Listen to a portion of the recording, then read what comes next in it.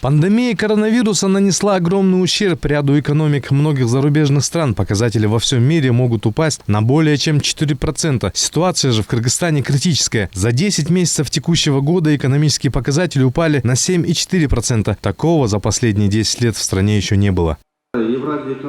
Ситуация в странах ЕАЭС с производством тоже критическая. По данным Международного валютного фонда, в России спад производства наблюдается на 4%, в Беларуси минус 3%, Армении минус 4%, в Казахстане минус 2,7%, а в Кыргызстане производство сократилось на 12%. В правительстве разводят руками. В этом году на порядок сократилось производство. Переработка нефтепродуктов на 55%, текстиля на 22%, внешняя торговля на 17%. В бюджет недопоступило 3 миллиарда сомов налоговых и 9 миллиардов сомов таможенных платежей. Как собираются решать эти проблемы, непонятно. Во-первых, нужно латать дыры в бюджете, а на это нет денег. Придется обращаться к иностранным донорам, а на носу выплата китайского кредита.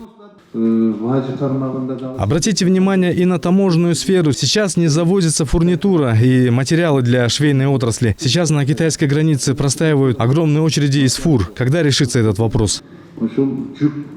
Китайская сторона связывает эти вещи с эпидемиологической ситуацией. Там сейчас определенные складываются опасения у китайской стороны.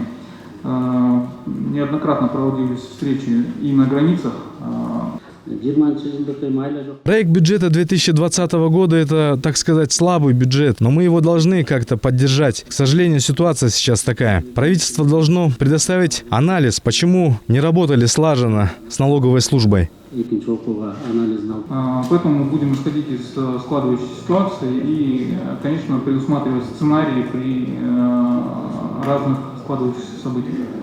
Парламентский комитет одобрил проект закона о бюджете на 2020 год и бюджет до 2023 года. Предложенная экономическая программа, возможно, будет меняться. Все зависит от тенденций в мировой экономике. Бахыл Кульчуманов, Чинара Нурсеитова, Нью ТВ.